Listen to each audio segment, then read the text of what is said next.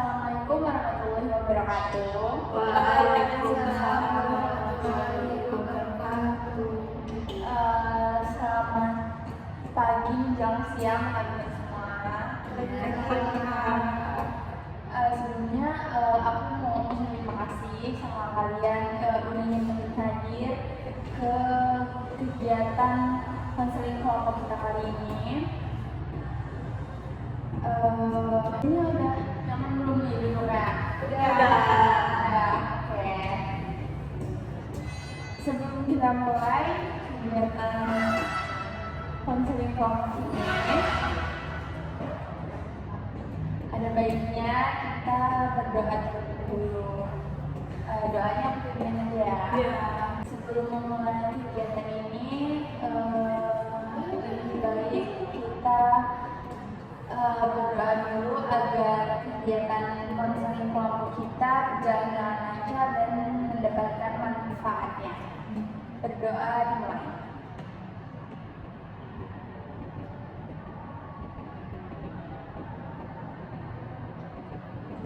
Selesai.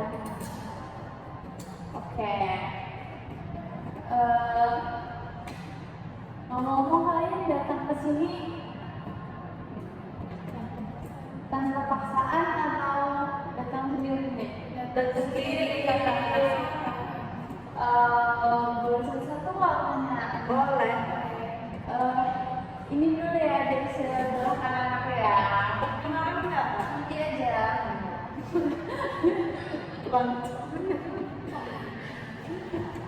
Boleh sebelah kanan aku. Ya.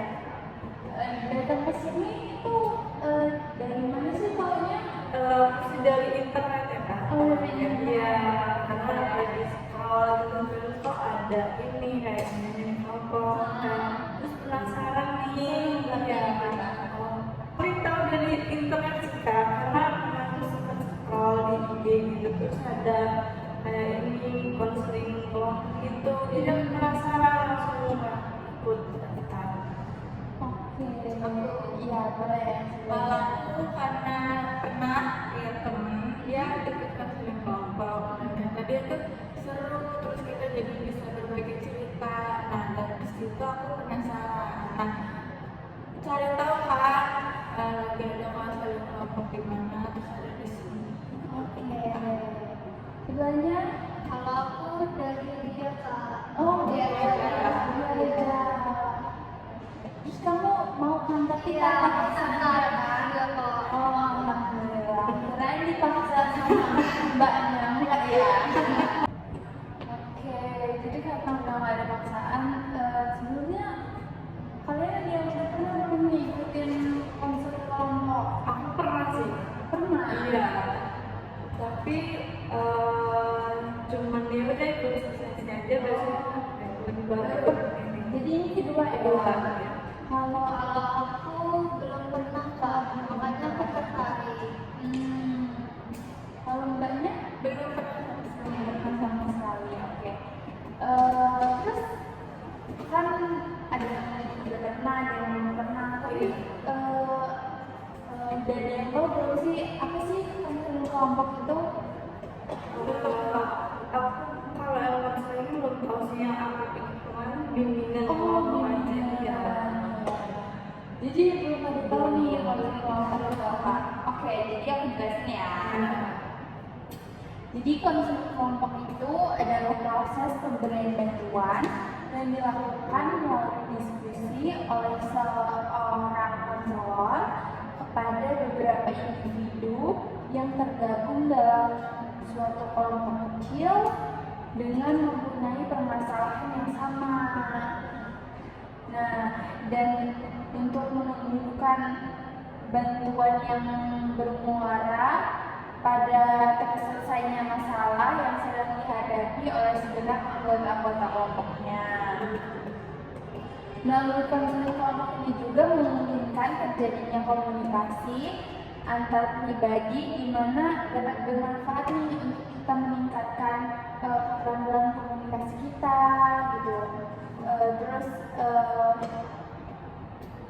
penerimaan diri terhadap nilai-nilai kehidupan. Terus tuh ada jadi kenal satu sama lain Iya. kan gitu. Gimana, paham? Oke. Jadi di sini kita tuh punya masalah yang hampir sama mungkin Iya, ya, iya. yang harus kita bahas ya. Nah, tapi di kawasan kelompok ini juga itu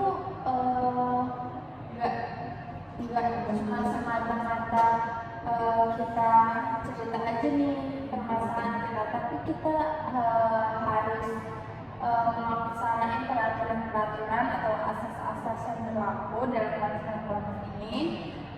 Sebelumnya sudah ada yang tahu asas-asasnya apa aja? Belum.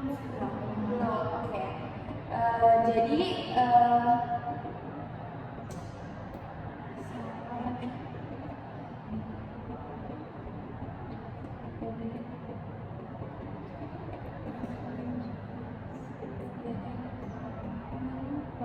oke, jadi yang pertama itu ada asas kerahasiaan, yang dimana itu segala sesuatu yang dibicarakan kalian, para anggota dan saya itu tidak akan bocor kemana-mana, hanya ada di ruangan ini aja, hanya kita aja yang tahu tentang permasalahan kita. Dan yang kedua itu asas kesukarelaan, dan kalian udah menjalaninya ya, dimana kalian kesini, kehadiran kalian nanti juga kalian diskusi itu sukarela gitu, nggak dipaksa, nggak ada tekanan gitu. Yang ketiga itu ada asas keterbukaan, yang dimana kalian para anggota itu harus saling terbuka terhadap permasalahan kalian. Dan yang terakhir tuh ada asas kenormatifan, yang dimana kalian tuh setiap anggota itu harus dapat menghargai pendapat orang lain, jadi nggak boleh wah ya betul sekali gitu. Sampai sini paham? Oke. Ada juga tujuan konseling kelompok nih di sini tuh yang pertama itu biar masing-masing anggota kelompok itu memahami dirinya dengan baik. Terus para anggota kelompok itu dapat mengembangkan kemampuan berkomunikasinya tadi itu. Ya, yang ketiga itu para anggota kelompok itu dapat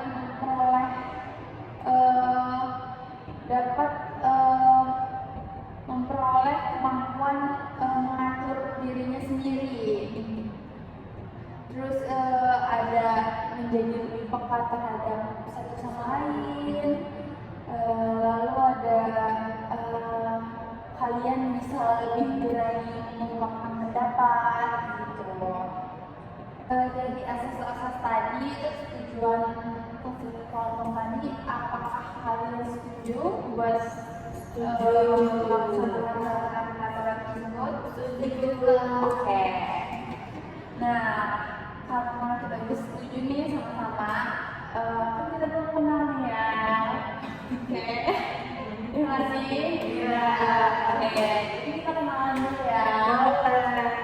Mau dari aku atau dari kalian? Dari kamu. Oke. Kenalin, nama aku Vira, bohong.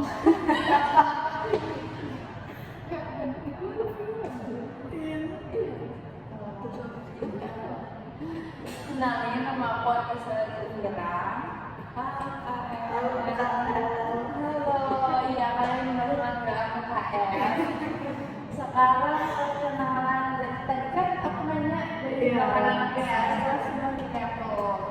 Oke, perkenalkan nama aku Azara Saputri. Nama asli. Ya, nama aku Azara Saputri. Hai Azara. Halo. Ada hobi nggak nih Azara? Hobi aku nonton film sama dengan musik, Kak. Oke, suka filmnya genre Genre apa? Action sama romance. Action.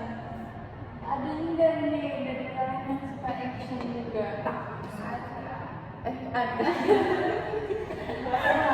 Sama ya, Oh iya, sama. Boleh sebelahnya maaf banget.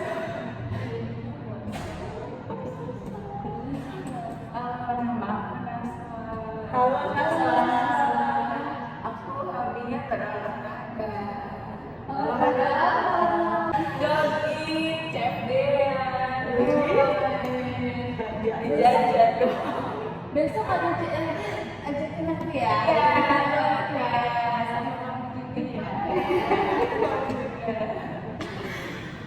Dan selamat. Hai, nama aku Hera Kusindi. Hobi aku memasak. Mau masak apa nih? Memasak ini apa namanya? Sayur lodeh. Biasanya cuma masak siapa? Pacar. Enggak lah. Oke, kan kita udah kenalan nih. Iya, Nah, tahu nggak sih tema kelompok kita hari ini itu apa? Belum tahu Pak.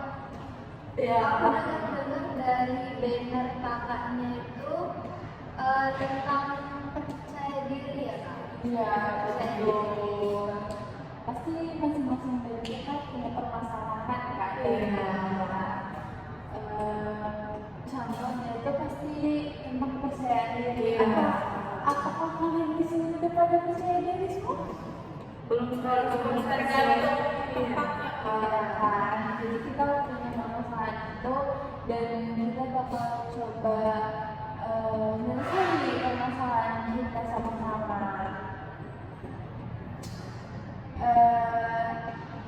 Di dalam kegiatan ini tuh nanti kita ada diskusi kelompok, terus itu ada latihan berbicara dan berbagi pengalaman satu sama lain. Gimana? Setuju? Setuju. Oke, kita lanjutin ke bahan selanjutnya ya. Boleh gitu bisa apa? Udah? Dekat dulu. Anjir.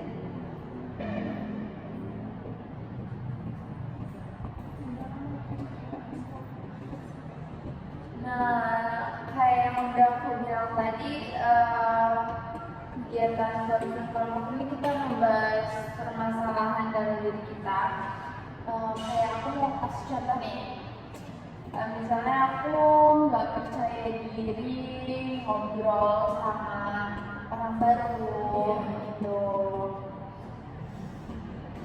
Dan kalian boleh kasih permasalahan apa yang udah buat Aku nggak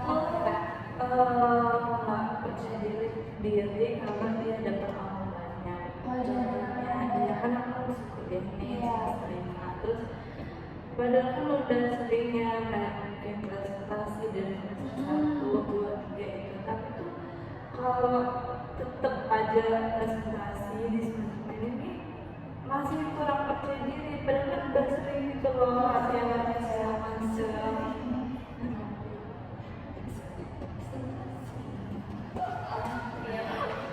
Terus abis itu nggak percaya dirinya tuh bukan karena nggak bisa ngomong di depan atau gimana ya. Kayak cuma otak aku tuh selalu distract, kayak bener nggak ya ngomong gitu, dia orang tuh kayak nangkepnya gimana gitu loh Kak. Jadinya itu yang nggak aku pikir. walaupun di depan kelas teman kita Iya, sebenarnya udah hafal kayak setahun padahal kan itu udah lama ya. udah lama. Tapi itu belum kurang Iya ya, paham banget sih apa rasanya. Dulu aku juga itu kayak gitu sih. Kurang percaya diri kalau ini depan. iya ada presentasi gitu. Oke, kita keep ya caranya ya. Jadi permasalahan Hera itu teman-teman dia kurang percaya diri kalau di depan banyak orang, terutama pas presentasi ya. Ya gitu. Lanjut, siapa lagi? Oke boleh. Apa aja permasalahan? Oke, jadi aku merasa aku tuh punya bakat kak di nyanyi. Nah, oke, jadi aku tuh ngerasa aku punya bakat di nyanyi, tapi di sisi lain aku juga tuh ngerasa aku tuh nggak pede gitu Kak buat tampil di depan banyak orang. Jadi aku nggak pernah buat nampilin bakat aku ini di depan banyak orang. Jadi aku kayak cuma nyanyi di kamar mandi atau kamar sendiri. Gimana Saya tadi hobinya suka denger musik. Iya, cocok banget. Oh iya. Kalau saya lebih ketidak percaya dirinya tuh lebih takut salah aja sih. Kamu salah. Terlalu mikirin orang sampai nggak mikirin diri sendiri, kayak sebenarnya benar ya mungkin, tapi udah takut dulu kayak nanti orang ngejudge gak ya, kayak ntar orang mikir apaan sih kok jawabannya gitu sih, lebih takut kayak gitu loh yang bikin iya jadi itu belum mulai aja udah takut. Bisa aku juga pengen kan waktu itu di rumah dong aku kecil-kecilan anak aku tuh disuruh jadi MC. Sebenarnya bisa karena kan juga cuma anak kecil dan orang tua kan di sana kan awam semua ya kayak ada ngerti MC yang benar gimana kan yang penting seru aja. Nah karena aku udah takut duluan di juri itu aku nolak, tapi makin kesini kayak kalau misalnya aku pernah mau coba hal-hal yang kayak itu dari kecil. Ya, aku paham banget sih rasanya karena aku juga pernah tuh ngelewatin masa-masa kayak gitu sebelum jadi sekarang ini. Kan kalian udah ceritain permasalahan kalian kan dari ketiga permasalahan ini, tapi menurut kalian mana sih permasalahan yang paling urgent, yang paling perlu diselesaikan sekarang nih gitu? Menurut aku permasalahan Hera sama Iya betul banget. Apalagi itu tentang kuliah kan, presentasi atau buat jawab pertanyaan gitu kan. Dan itu kan diperlukan banget ya selama kita kuliah ini. Kalau nggak diselesaikan itu bakal ngeganggu kuliah banget. Iya, karena kan aku memang mata kuliah apa namanya prodi yang diminati buat di depan banyak orang mau keguruan ya. Pikir nanti kalau aku ngajar itu gimana? Iya betul banget. Saya ikut konseling ini. Bagus banget sih, dan bagus banget kamu ada arahan buat memperbaiki permasalahan kamu itu. Oke, jadi kita sepakat ya buat membahas permasalahan Hera, yaitu tentang kepercayaan dirinya yang kurang tampil di depan banyak orang atau saat presentasi. Oke, sebelum itu boleh ceritain dulu lah ya, lebih detail masalah kamu ya, gimana sih? Apa waktu presentasi sekali doang atau selama presentasi banyak-banyak? Iya, setelah presentasi gitu ya. Dulu tuh pernah di SMA, itu kan udah mulai kayak mulai presentasi segala macam, tapi kan masih yang baca buku tuh. Kalau di kuliah kan iya, kalau kuliah kan udah yang baca PPT segala macam gitu. Nah pas waktu presentasi itu diketawain tuh. Nah kalau dari itu mungkin emang ada yang salah ya,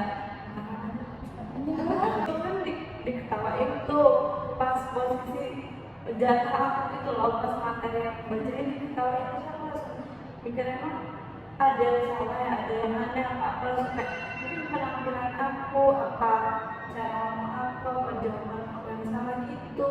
Tapi sebenarnya ada nggak ada apa-apa, yang emang mereka aja sih yang bikin kayak gitu.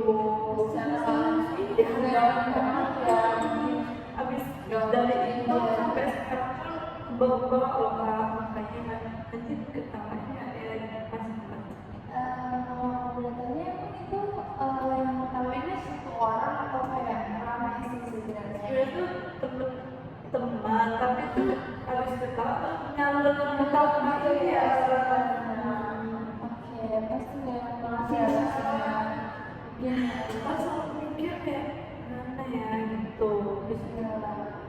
bawa. Menurut teman-teman gimana nih dari permasalahan daerah? Kita buka sesi diskusi ya. Boleh. Menurut aku permasalahan tempat daerah itu akibat bisa dibilang trauma kecil ya Kak, karena orang selalu nyepelein kalau ketawa tuh lucu, itu bagi dia, tapi dia nggak lihat ke depannya yang buat balik itu dampaknya apa selanjutnya gimana. Mungkin ketawa bisa cuma sehari aja udah, tapi itu dampaknya kayak apa kan sampai detik ini kan. Jadi menurut aku itu agak sulit sih untuk mengendalikan orang yang untuk stop dan kayak gitu tuh agak susah ya. Mungkin bisa diterapkan dari lingkungan atau keluarganya ya, atau keluarganya sendiri yang masih tahu yang bilangin kalau coba hargai hal kecil yang seperti yang lakukan. Soalnya di sekolah-sekolah itu harus ada itu sih menurut aku kayak edukasinya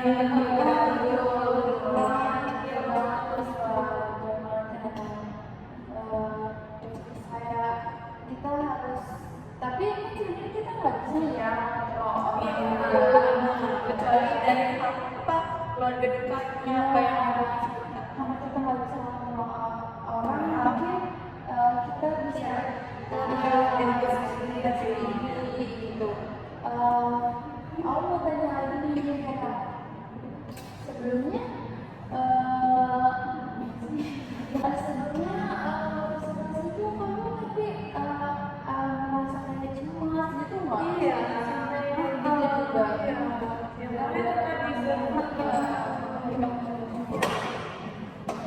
Segitunya ya.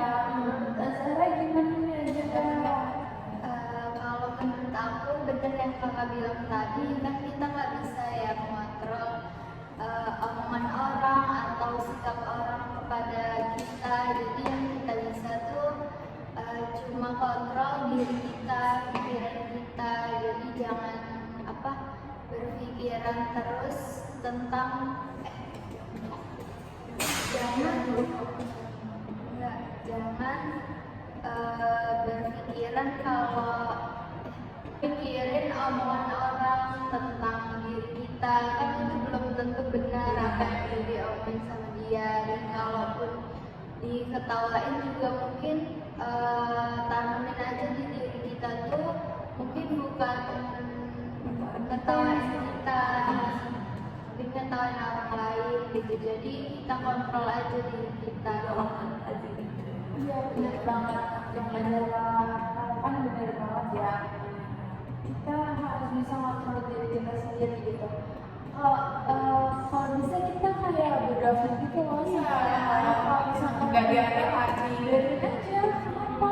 Gue udah melakukan yang terbaik gitu. Kalau memang kita melakukan yang terbaik ya udah kita cuek aja gitu sama orang lain. berarti kita tuh harus mengubah mindset kita gitu Iya. ya. Tapi sebelumnya kalau misalnya presentasi gitu udah menyiapkan diri udah ya, tapi bedanya kalau SMA sama kuliah ini, kalau SMA tuh kan masih gitu lah ya Kak, masih yang mungkin masih terus sama kuliah kan ya udah saling menghargain gitu sih. Kalau jadi udah cukup lumayan berkurang kayak better sama di kuliah. Tapi ya itu tadi yang aku jadi akunya teman-teman baik. Sebelum melakukan presentasi atau bicara di depan banyak orang, pernah nggak sih kayak latihan di depan cermin gitu? Pernah. Dan itu ngebantu nggak sih? Ngebantu. Nah iya, menurut aku latihan di depan cermin itu perlu banget ya teman-teman, karena ya biar kita latihan aja gitu nanti gimana pasnya banget. Menurut aku gitu aja sih, biar lebih enak latihan terus aja di depan cermin gitu. Terus ya itu mindsetnya jangan mikirin apa kata orang lain lah gitu. Dari pendapat teman-teman yang udah dikasih nih ya, gimana nih? Bener sih yang kata Azhar tadi bilang, jangan mikirin orang. Ya kalau yang kata Naswa tadi kan dia fokusnya bahasnya ke yang ngebul, ini enak kan. Terus kayak ini kan tadi fokus sama diri kita sendiri, jangan mikirin orang lain, bahkan kita gitu, biar ya bawa sampai nantinya. Semangatin diri kita Iya, sendiri. oke. Ngebantu lebih percaya diri. Jadi sampai di sini menurut kamu permasalahan kamu bisa diselesaikan ya sebenarnya. Tapi butuh waktu itu sih. Oke, maksudnya butuh waktu dan ya itu harus latihan terus ya. Oke. Enggak, aku yakin banget sih ya pasti bisa ya. Ngelakuin itu semua dan bisa lebih percaya diri lagi ya. Dari sini pasti bisa lebih percaya diri lagi dan kamu harus banyak latihan itu tadi sih. Oke, teman-teman mau ada yang ditambahin lagi atau gimana? Aku suka. Cukup. Oke. Menurut teman-teman juga benar nggak sih dari kesimpulan yang Hera ambil menurut teman-teman setuju ya boleh kasih pesan nggak nih buat Hera teman-teman atau boleh kasih pesan atau pesan itu yang selama kita melakukan sisi konseling ini apa yang bisa kalian dapat ambil? Ya benar semua. Itu kan banyak dia apa dia? Ya boleh. Apa sih? Pesan dan pesan saya selama mengikuti konseling kelompok ini adalah kita dapat belajar lebih percaya diri ke depannya, terus gak terlalu mikirin orang, pikirin diri sendiri dulu, ya menanamkan pikiran yang positif.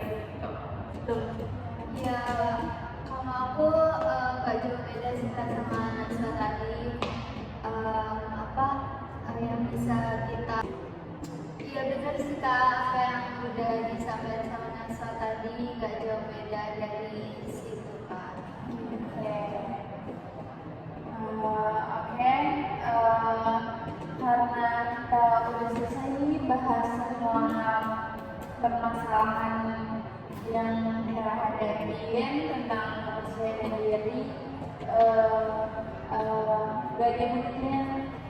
Gak ada yang mau ditanya lagi kan teman-teman? Oke.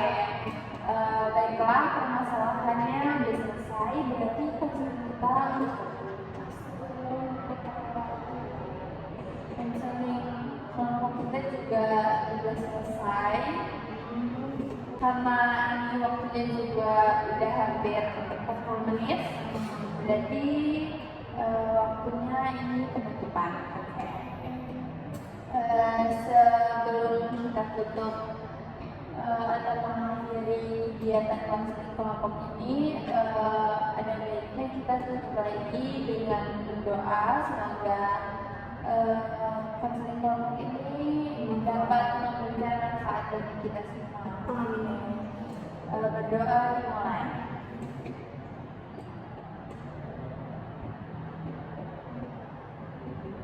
Selesai.